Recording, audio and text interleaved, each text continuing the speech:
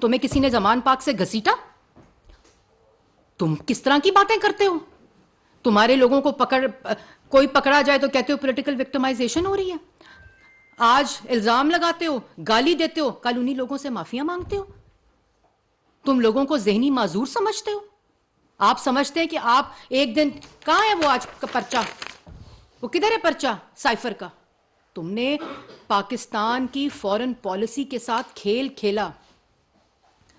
जब तुम्हें पता चल गया कि करप्शन का बयानिया पिट चुका है, तुमने साइफर निकाल लिया कि मुल्क के खिलाफ आलमी साजिश हो गई है।